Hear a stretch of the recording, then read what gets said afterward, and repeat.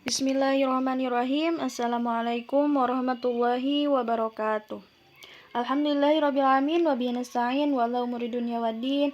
Wassalatu wassalamu ala asyrafil anbiya'i wal mursalin sayyidina Muhammadin wa ala alihi washabbihi ajmain. Amma ba'du. Perkenalkan, nama saya Sayyidah. Saya dari Prodi S1 PAI Karyawan 5D. NIM saya sebagai berikut, yaitu 120180395, yang mana pada kesempatan ini saya akan menjelaskan tentang memahami hadis dari segi kuantitas dan kualitas. Hadis dari segi kuantitas. Yang pertama, mutawatir. Yang kedua, hadis ahad. Hadis ahad terbagi lagi ke dalam 3 bagian, yaitu hadis masyhur, yang kedua hadis aziz, yang kita hadis gharib. Sedangkan dari segi kualitas, yaitu 1 hadis sahih, yang kedua hadis hasan, yang ketiga hadis dhaif. Demikian pembagiannya. Yang berikutnya yaitu tentang hadis dari segi kuantitas. Yang pertama adalah hadis mutawatir. Kata mutawatir secara etimologi berarti muttabi atau mutatabi, yang artinya yang datang berturut-turut dan tidak ada jarak. Sedangkan secara terminologi, hadis mutawatir adalah al-hadisul mutawatiru huwa hadisu an mahsusil ladzi rawahu adadun jammu fil adati ihalatu ijtima'ihim wa tawatubihim alal kadzib. Yaitu hadis mutawatir adalah hadis yang merupakan tanggapan panca indera yang diriwayatkan oleh sejumlah besar rawi yang menurut kebiasaan mereka berkumpul mustahil untuk berdusta. Yang kedua adalah hadis ahad, ya.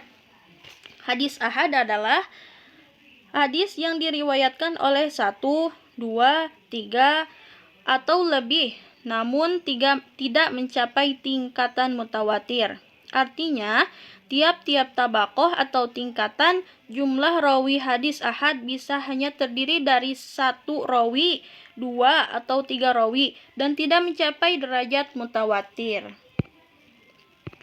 Selanjutnya yaitu pembagian dari hadis ahad, ya. Hadis ahad yang pertama yaitu hadis masyhur. Definisi hadis masyhur adalah ma rawahu salasatu fa aksara wa lam yasil darajatat sawar. Yang artinya hadis yang diriwayatkan oleh 3 orang atau lebih namun belum mencapai derajat mutawatir. Hadis masyhur adalah hadis yang diriwayatkan dari Nabi SAW oleh beberapa orang sahabat namun tidak mencapai tingkatan mutawatir. Bisa jadi pada tabaqoh atau tingkatan tabi'in atau setelahnya hadis itu diriwayatkan secara mutawatir, tapi tidak terjadi pada setiap tabaqoh dari segala segi tingkatannya. Hadis masyhur adalah termasuk paling tinggi sebab rawi hadis masyhur itu yang paling dekat untuk mencapai derajat mutawatir. Hanya saja ada pada salah satu tingkatan rawinya tidak mencapai derajat mutawatir. Yang kedua yaitu hadis aziz. Definisi hadis aziz adalah ma rawahu salasi walau kana fi tabaqati wahidati tsumma rawahu ba'da dzalika jama'ah.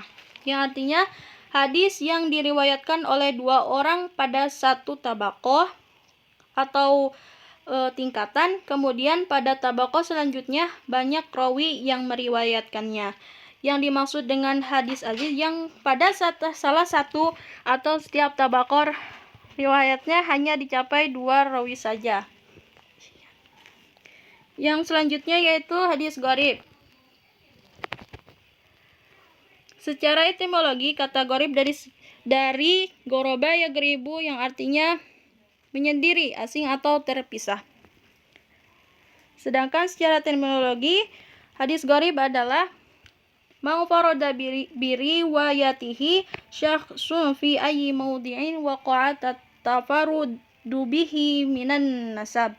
Yang artinya hadis yang diriwayatkan oleh seorang rawi, dia mampu tempat sanad itu terjadi.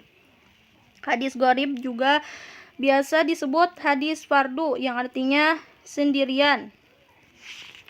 Yang selanjutnya yaitu hadis ditinjau dari segi kualitas. Dari segi kualitas yang pertama yaitu hadis sahih. Hadis sahih adalah hadis musnad, hadis yang mempunyai sanad, yang bersambung sanadnya dan dinukil oleh orang yang adil dan dobit dari orang yang adil dan dobit hingga akhirnya sanadnya tanpa ada kejanggalan dan cacat. Maksudnya, hadis yang disanadkan bersambung, tidak terputus, dan para rawi yang meriwayatkan hadis tersebut adalah adil dan dobit. Hadis sahih adalah hadis yang memenuhi syarat-syarat tertentu ya. Yang pertama, hadisnya musnad atau disandarkan kepada Nabi Muhammad SAW dengan disertai sanad. Yang kedua, sanadnya bersambung atau artinya rawi dan sanadnya hadis tersebut pernah bertemu langsung dengan gurunya.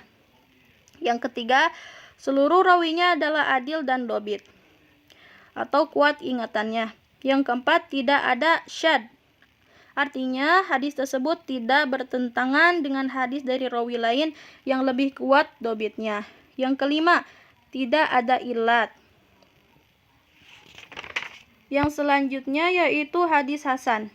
Hadis hasan, kata hasan berasal dari kata al-husnu yang berarti al-jamalu, yang artinya kecantikan dan keindahan. Adapun dengan definisi hadis hasan, ada perbedaan pendapat di kalangannya para muhadisin.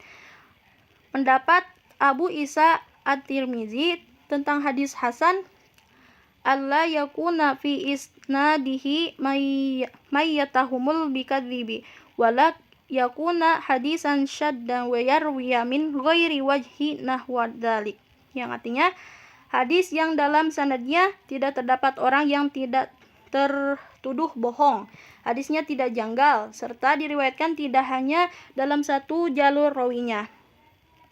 Definisi yang lebih jelas dan detail adalah yang dikemukakan oleh kebanyakan ulama hadis, yaitu mana qalahu adlun qalilu tabdi muttatsilut sanidi ghairul muallili wala syaddi, yang artinya hadis yang dinukil oleh orang yang adil tetapi tidak begitu kuat ingatannya, bersambung sanadnya, dan tidak terdapat cacat serta kejanggalan pada matannya. Yang selanjutnya yaitu hadis dhaif. Definisi hadis dhaif yaitu malam yajma' sifatu qulubu biqadrin syarti min syurutihi, yang artinya hadis yang tidak memenuhi syarat diterimanya suatu hadis dikarenakan hilangnya salah satu syarat dari beberapa syarat yang ada.